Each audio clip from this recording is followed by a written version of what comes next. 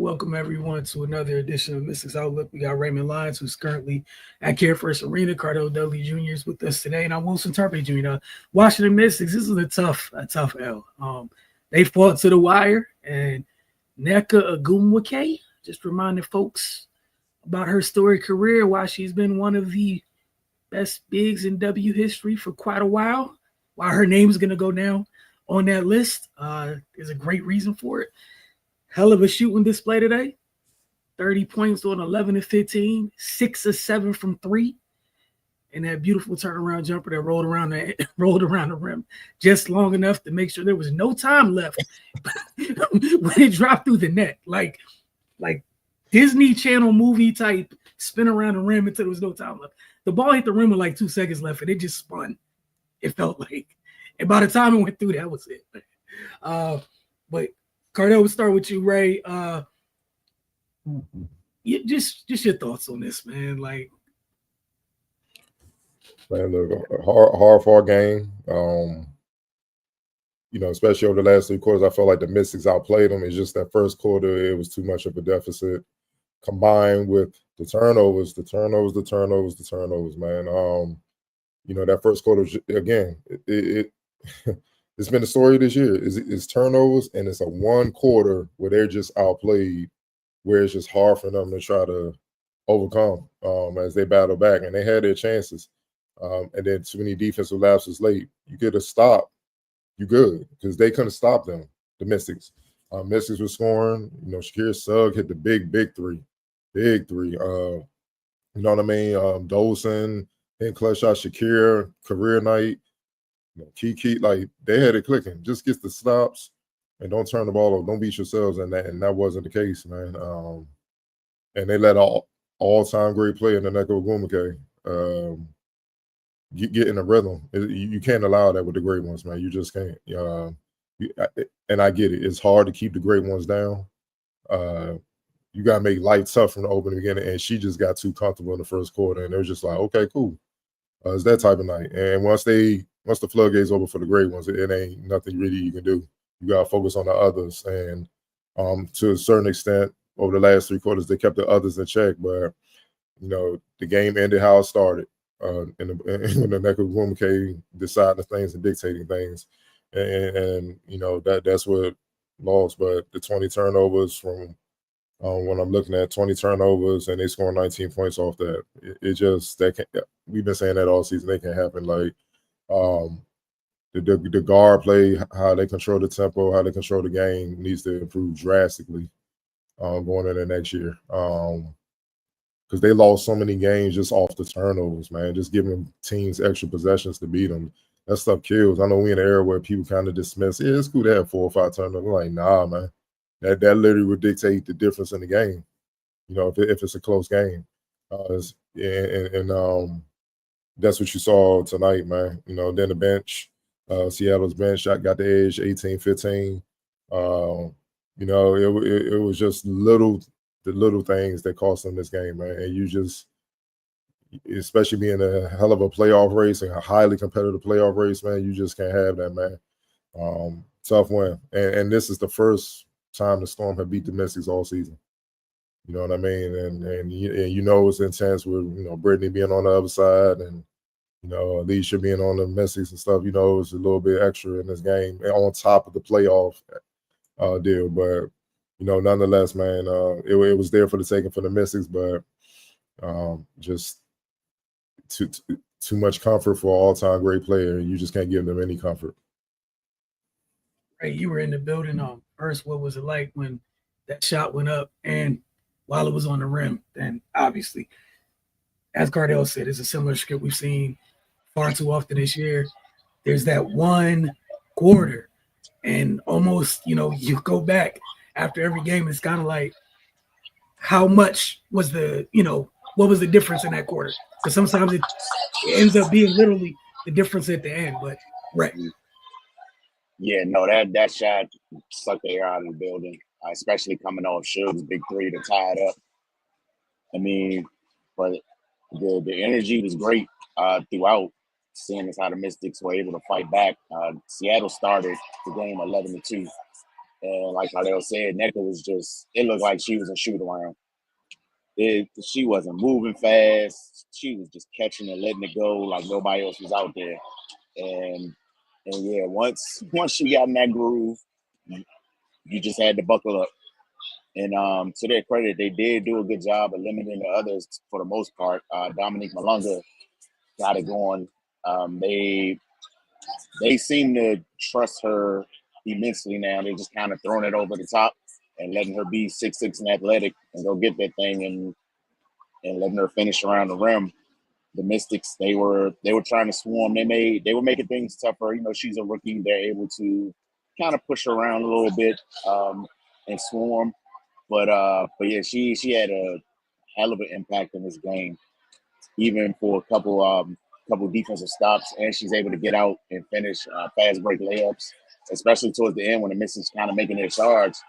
Seattle, they did a good job of kind of killing momentum in spurts just enough as the way the Mystics couldn't fully put their foot on the gas and kind of extend their lead.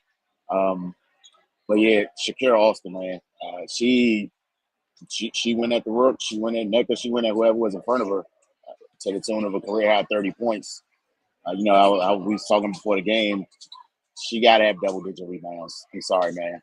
With her size, athleticism, she's got to affect the game more in that area, especially given how Seattle rebounded the ball offensively. You know, they had 10 offensive rebounds. You know, no second chance points. You know, this is a one possession game, so it's a lot of things you can point to where if the Mystics just tighten up a little bit, they probably win. And of course, the turnovers, 20. Like, that's way too big of a number. If they clean, that's where the game was honestly lost for real. Even with Nneka's night, even with Seattle attacking offensive glass, even with everything else. And then it's not like, of course, with 20 turnovers, all of them is going to be because of great defense from another team. A lot of times they just gave the ball away, dribbling it off your foot, just throwing the ball out of bounds. Just a lot of silly stuff that could have been prevented. They cleaned a couple of those possessions up.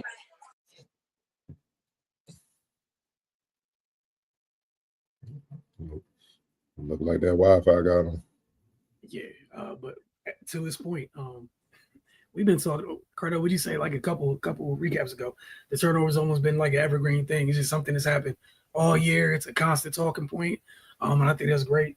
What you guys mentioned earlier, just it's something that has to get fixed for next year. Because I know off the top of our head, we can think of at least 10 games this year where that played a monumental role in the outcome because they couldn't take care of the ball, or we watched. Not only that, but we watched teams take advantage of it. Down the stretch in this one, it's when the turnovers happen too. They seem to happen at horrible times and horrible moments when they're not able to, where other teams capitalize and they're not able to. And it constantly ends games for them. Absolutely. Like the quarter where they were outscored, the first quarter where they were outscored 28-19, Mystics had 6 turnovers in that quarter, led to 8 points. You take that away, they're up 2019. That's what the Mystics shooting. I mean, they shot 50%, but I think Seattle got to the line a little bit more in the first quarter. So yeah, they were 4 for 7 from deep, 2 for 2. So yeah, man, it's the little things. Go ahead, Ray. Go ahead, pick up back where you was at. Gotta love the ESA internet connection, man. Yeah, not exactly sure the last thing you guys heard, but I was just saying, just way too many areas where the Mystics kind of fell short, especially in a game like this. But and it was a good opportunity for them to make some ground in the playoff race. You know, at the beginning of the day, Seattle was 2 games ahead of them. If they win this game, you know, things look different. And Dallas and the Valkyrie are in the nail biter right now. So they really could have helped themselves a lot if they pulled this one out. But it is what it is. But it was a good game to watch. Just wish they came out on the other end. Yeah, especially with how they played in the second half. And again, Shakira, this is another game where she kind of put her imprint on the game and led them with her aggression and her just kind of trying to fight them back into it, and the team kind of rallying behind her. So that's definitely good to see, and it's good to see her continue to develop in that way. Just got to clean up that other stuff. Yeah, that's the disheartening is another word that's been used so many times this year, along with the turnovers. But yeah, that was a tough one, especially the way they fought back. But you guys had anything else for this game before I put y'all's favorite things up on the screen? All right, go Captain Obvious as usual. What's up there? Living legend. Okay. Yeah, self-explanatory. Ray, any other? Do you object? No. Okay, cool. X Factor. Who'd you guys say? Hey, I got young lady that everybody better keep an eye on moving forward. It's about to get ugly. Absolutely. Dominique Malonga. She's coming. She's one of the youngest players in the league.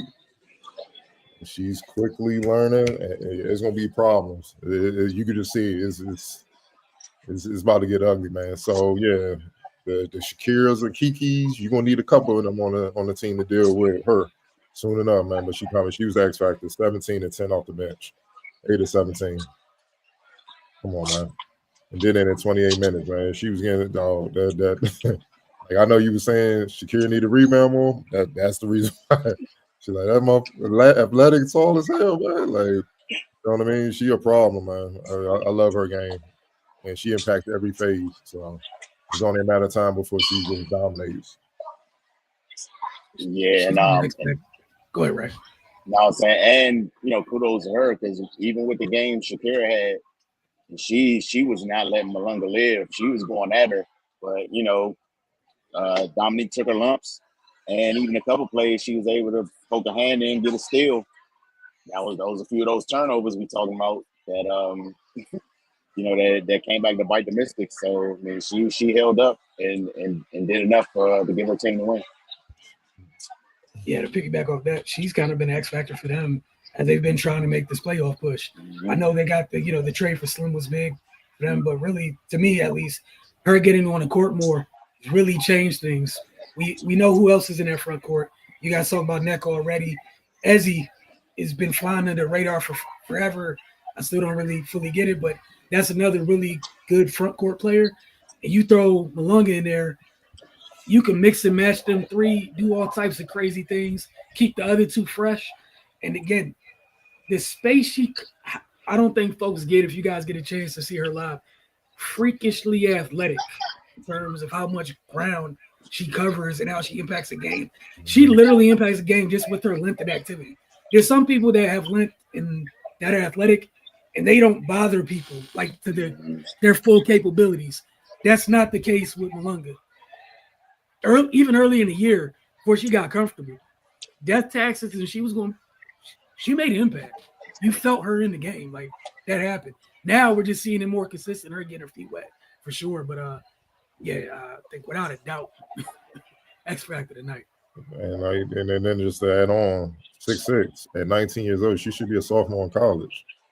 Mm-hmm.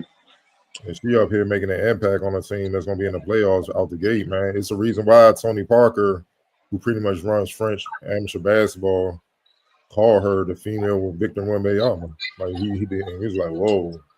But when you see the highlights of her in France over there doing the type of dunk she was doing just in workouts and stuff, you like, yeah, that's different.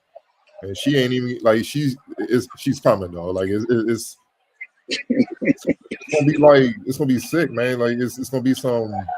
Like she hasn't even got a dunk yet. Like she, you know what I'm saying? Because you can still see she's still trying to figure stuff out. This is just talent. Wait till she learns the W, like really learns what to do. And she knows when I can get it, how I can get it, and I know I can get it. It's gonna be over, man. It's gonna be over. And she got a hell of a teacher she going up against every day in practice. For sure. And the neck is one of those type of vets. Yeah, I see you. I'm gonna help you grow. And then when I'm done, I'm gonna move out the way and just smile. Like she's one of them type of vets. I definitely want to pull you aside, help you grow. I'm not trying to stand in your way. You know what I'm saying? Like, I ain't gonna give it to you, but if you ready to take it, I'm gonna just applaud. I'm not gonna stand in your way, and I'm just gonna help your growth, man. Because yeah, she's the future. Well said. I was just gonna only little caveat I wanted to add was this rookie class. Just again, as a whole, this rookie class. I know for folks here in Washington, you got to see the two that are here. See Georgia next year. Malonga's been, as Cardell said, she's been heating up, getting comfortable. This last stretch of the season, she's been coming on strong for Seattle. We saw Paige with the 40 piece. Last week. Well, not the crazy historic efficient 40 piece. The Wings rookies. No, not Paige, the Lokies. Yeah. Oh yeah. Quinterly and Azai Jane. Yeah. Their trio of guards. Yeah. Oh. Hey man, and they were saying this draft coming in was gonna be they was just Paige. And once the first two, you don't know what you're gonna get. I'm like, all right. They say that every year, and then it's a draft that produces, man. Like, but it's people that wasn't paying attention. They only, there's only certain teams they pay attention to. But nah, yeah, this rookie class is outstanding. Like they hit the ground running. And each and every week goes by, I keep reminding us that. Wanted to get this up here real quick. I know we've mentioned her name several times, but this time with her 5th rebound in today's game, Kika Iriafen, at that time was 331. She has set the franchise single season rebound record. So I want to take time to give her flowers for that. Again, hell of a rookie season by these two. This class, man. This class. Yeah, look. If Georgia just 50% of what we seeing, good hands. Oh yeah. Good hands. And if she follows suits, in great hands. But we'll see again. You know what I'm saying? Just there's that possibility too. But again, just hell of a job by I'm not calling them the name they had on the shirts. Not for me. By Sonya and Kiki today. We had a couple comments. That's a tough ending for sure.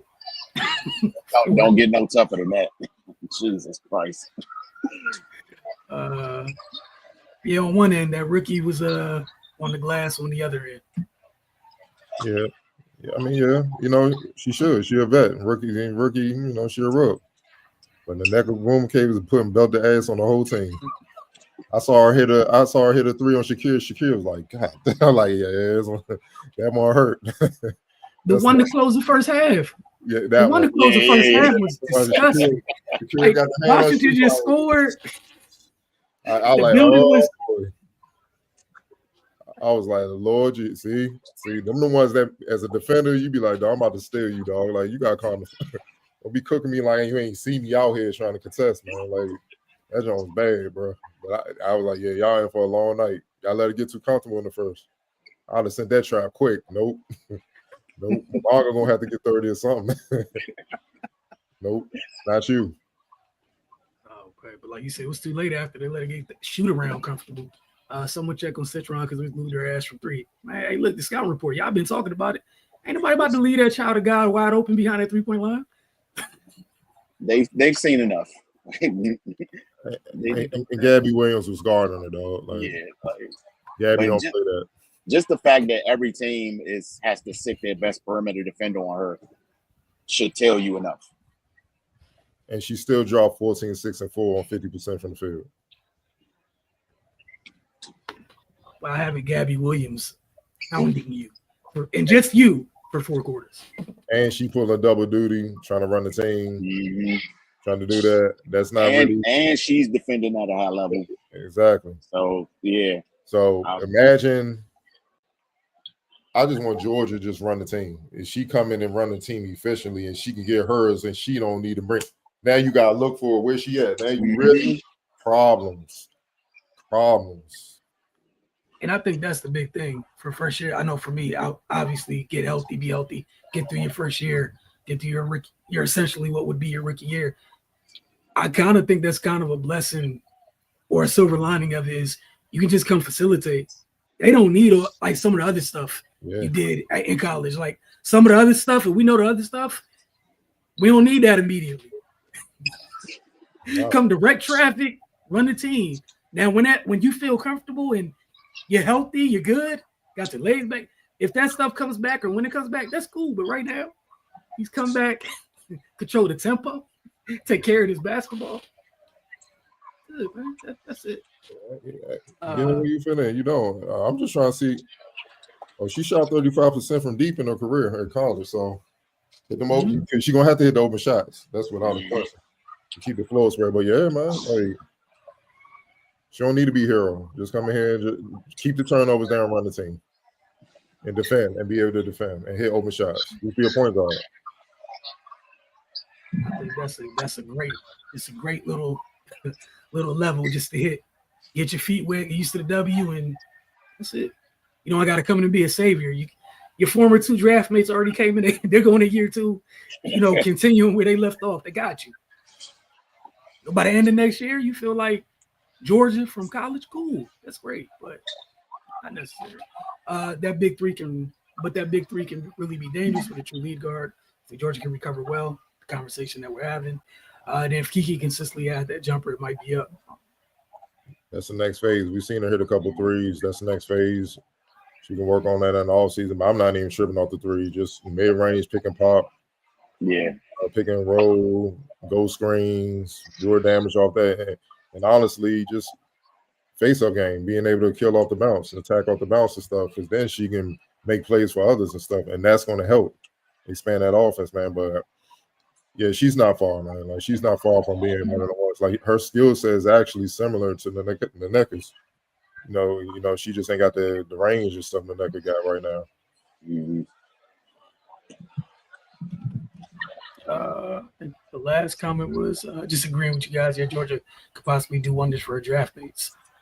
Yeah, a reliable facilitator would do wonder for this team. Period. And how many draft picks they got in the upcoming draft? In the first round?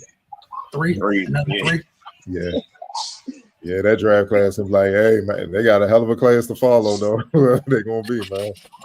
They got a hell of a.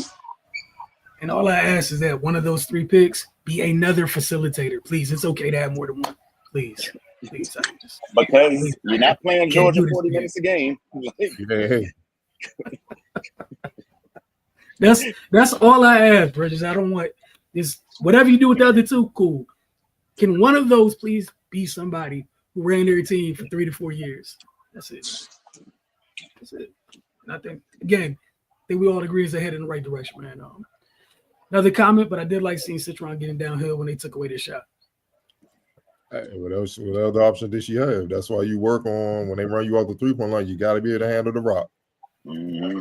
All that specialist 3 and D, and then they run you off the 3-point line. You were looking like you never played basketball before. That's a no-go in the pros, man. Like, that should be easy money. All right, cool. I'll go ahead and get this layup or get this mid-range, whatever you want. So y'all crowd the paint. Somebody open. I'll make the right read. We're going to kill y'all. But either way, y'all going to get cooked one way or another. So that's how she's getting to that point, man.